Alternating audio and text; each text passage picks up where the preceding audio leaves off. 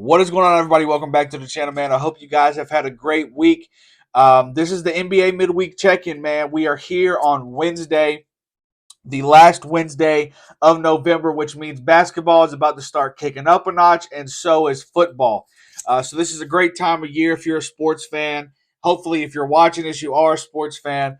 Let's dive straight into today's episode, man. So the couple things that I need to mention first are on Monday, we didn't drop an episode for the Monday night tip-off.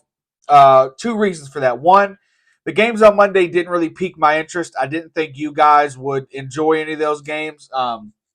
Unless you're a fan of that specific team. I didn't think that I needed to make a video about that. Interested to hear your opinions on if you want a video, regardless. The second reason was there was no really big news or any big rumors or any big milestones reached, injuries or any momentum swings for trades, anything like that. That I was seeing through my social media and just different things like that. So I thought, let's take a Monday off. Let's see what happens with Tuesday, the in-season tournament games, which will be the bulk of today's episode. Let's take a break. Let's see what's going on. And so that's what we did. We took Monday off. Now it's the midweek check-in. Today's episode is going to be about some of the games tonight. We'll talk a little bit about those later on in the episode. But like I said, most of today's episode is going to be reviewing the first couple, games and things that happened of the in-season tournament, coming down to what is now the Elite Eight that people are calling it, for the last 8 teams in the in-season tournament. So diving straight in, man, let's talk about the Celtics way that they got in. I'm a Celtics fan at heart, so I got to start there. I think it's a great point to dive into some of the drama and different things that happened. So the Celtics get in on a technicality. They were tied with the Orlando Magic record-wise for the in-season tournament standings. The Brooklyn Nets and the Toronto Raptors were the deciding factor. Now, some of you may not like this. I'm kind of a fan of it just because when it comes down to two teams that are even record-wise in the bracket, it has to come down to a tiebreaker.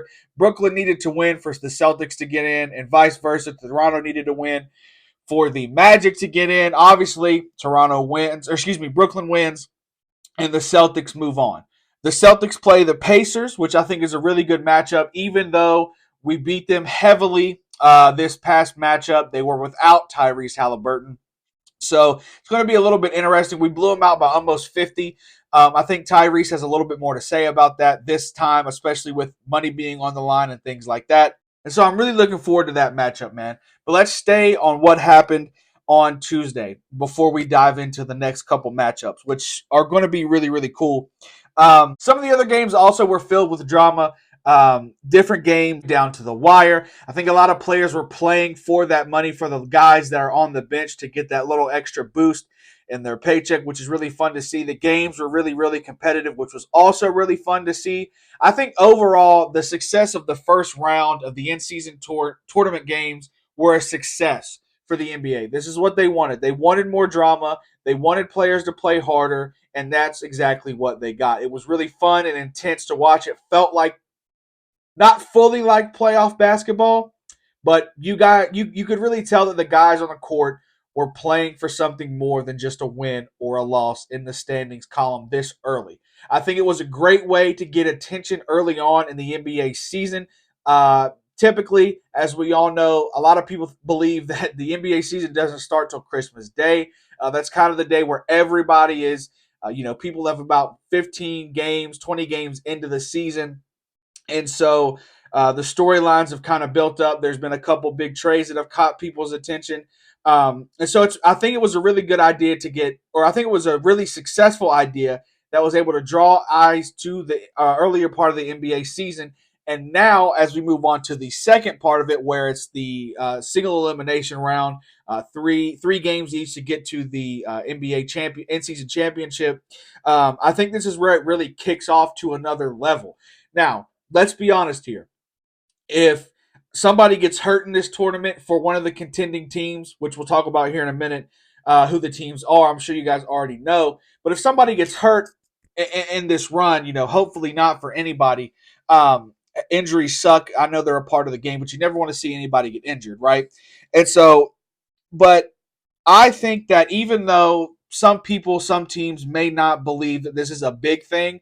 I think the first wave is really important. I think the more serious it's taken, the more serious it'll be taken, 5, 10, long term, for this tournament. And so I'm really interested to see how important, how seriously, how competitive these next 3 or 4 games, then it goes down the ladder, how competitive they are, how these star players act towards them. Obviously, all these games count towards the regular schedule games, except for the championship. So the 2 teams in the championship will be playing an extra game this season. I don't know if I'm a big fan of that. I feel like one game should be taken off, but that's way above anything that I could think of. Obviously, 82 games is a lot, but I'm interested to hear your guys' thoughts. So before we move on, I just want to give you guys a chance to comment down below. You tell me what you're thinking, what you thought about the competitiveness of the games, what you thought about the courts, jerseys, all that. Just let me know what you guys think, because I'm so interested to hear somebody else's ideas and thoughts on it. But moving on to now, what is the current playoff picture, or the current in-season picture, whatever you want to call it. The West bracket is now set. It'll be 1 versus 4, 2 versus 3 format. In the West, 1 versus 4 is the Suns and the Lakers. That's going to be awesome to see a LeBron KD matchup with something on the line other than just a win-loss. Now, like we mentioned earlier, we don't know how competitive these guys are going to be, but the last time we watched the LeBron KD matchup, they dropped 35 and 38. It was really fun to watch. You got to stay up a little bit later, 10 o'clock start time for the West Coast teams, but it's definitely worth the watch, in my opinion. Obviously, these games will be played on Tuesday, so it'll be the same format, 7:30, 10 o'clock games on TNT. I believe also that TNT and ESPN are mixing their crews for the first time ever, which is going to be so fun to see Stephen A. Smith, Charles Barkley, and Shaq all interact on the same screen. It's going to be really cool. But the second matchup in the Western is the 2 versus 3 seed Kings and Pelicans. Now, I'm really excited to watch. I'm really not only excited, but surprised that the Pelicans made it. I think it's going to be a really fun matchup. CJ McCollum is back. That news broke today. I think it's going to be really fun to watch the 2 young teams battle it out for a spot in the semifinal round on December 7th. So I think that's really, really cool. Moving on to the eastern side of the bracket, 1 versus 4 is Bucks and Knicks, another very, very competitive matchup. I'm very surprised that the Knicks and the Pacers made it. I'm very surprised, but they made it. These 2 teams are competitive. Obviously, the Knicks are more so on the defensive end. They play a lot of strong defense. Mitchell Robinson is going to get the board. They're going to push the pace. But if you stop Jalen Brunson, you've stopped the team. And listen, I'm sure everybody has their opinions on Julius Randle. I personally am not a fan. He fades away in big moments. He's not consistent. When he's on, he's very, very good. He's an All-NBA player, made the All-Star team last year. Just not consistent. Doesn't feel like a team guy to me, which is the exact opposite of what Jalen Brunson is and what he's trying to bring to the team. So I'm very interested to see the future of the Knicks with the Brunson signing and how well he's played. I think he's exceeded expectations and even exceeded his contract, something that a lot of people did not think was possible. But yeah, like I said, the Pacers and Celtics is the other matchup. It's the 2 versus 3 seed. The Celtics get in on a scheduling technicality, whatever you want to call it. It is a technicality. They lost to the Magic. So if you go by that standard, the Magic probably should have been in. The Magic are a tough team. We'll talk a little bit more about them later on when we do our NBA power rankings. But the Celtics Pacers is going to be a very fun game, very high scoring game. Obviously, we know Indiana on the offensive side of the ball with Tyrese Halliburton when he's in. They are electric. They are a very fun league pass game to watch, team to watch. Obviously, we mentioned a little bit earlier, the Celtics blew the doors off those guys a couple of weeks ago. But Tyrese Halliburton wasn't a part of the game. He was injured I'm not sure what his injury was, but he sat out the game, didn't play. We blew him out. It just wasn't a fun game. It was very ugly early on. We knew who was winning. But to go through the matchups, man, Lakers Suns, I'm going to take the Suns. I think LeBron and the Lakers team had a little bit too high hopes coming into the season. They made a lot of good signings on paper this offseason, but I think they're still a piece away. Now, obviously, There's a lot of trade candidates out there. So right now, they're not a contender in my book, but if they make a big trade, say for maybe Zach LaVine or somebody else of that nature, they might be able to go on a run. You can never count out LeBron James. He's in year 21, still scoring like 27 points a night. It's truly ridiculous. We're truly witnessing greatness. But taking him out of the picture, man, they're just still a piece away. The Suns, on the other hand, Bradley Beal is still waiting to be reevaluated. Not happy with that. Love Kevin Durant. He's been one of my favorite players of all time to watch. I followed his story. But they just feel as if they built this team around the big three. And when they don't have the big three, I'm just not a big fan. Now, they've been playing great basketball, don't get me wrong. But I'm interested to see how it goes in a crunch time situation. Now, it's completely opposite scale for me for the Kings and Pacers. I am excited to watch these two young teams. Pelicans are a bit more of a slow paced team. They go up and down the court. They're very methodical. They have half court offense. They play half court defense.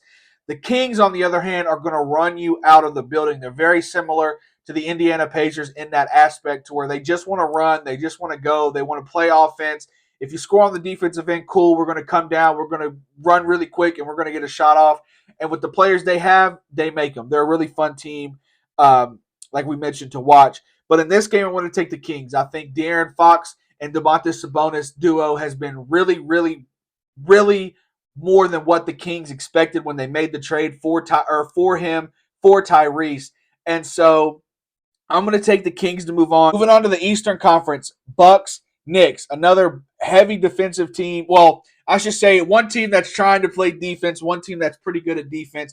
The Bucks are still trying to figure out their identity on the defensive end, but they played a lot better as of late. So that's going to be a fun game. I'm going to take Milwaukee. Dame and Giannis, that firepower is just something that I don't think the Knicks can handle. Brunson has played really well, but I'm going to take the Bucks. Moving on to the Pacers, Celtics. Listen, even if Tyrese dropped 40 points in the game that we most recently played, we would have still beat them by 10. Now, with that being said, the whole game would have been differently, so we don't know how exactly it would have played out, and I'm well aware of that. But looking at it on its surface, I've got to take the Celtics, not only because I'm a fan, but you guys know this team is stacked. They've built it from every aspect they can, offensive perspective and defensive perspective. They've tried to look at every flaw from the past couple of seasons, and they've tried to improve on it. Now, one thing of note is that Kristaps Porzingis is still out with a calf strain. That's very scary for me personally. Obviously, the Pacers have Miles Turner, who's a center who can stretch the floor and shoot a lot of threes. So Al's going to have his work cut out for that matchup. But overall, I still think with the defensive play of the Celtics, it outweighs the offensive firepower that the Indiana Pacers play with. So I'm going to take the Celtics, and it would be a Celtics-Bucks semifinal, which would be really, really fun to watch. Maybe a preview of the Eastern Conference Finals. But yeah, like we said, I really want to hear your guys' thoughts, comments, concerns on the in-season tournament as a whole, what you're looking for in the quarterfinal games. And so let's move on to Wednesday night games. There's a couple good games. Once again, not a lot of good matchups, not a lot of games you look at that talent-wise jump off the paper. One game I do have circled is Clippers-Kings. The Clippers have played a little bit better. Obviously, we talked about the Kings. I think that's going to be a fun matchup.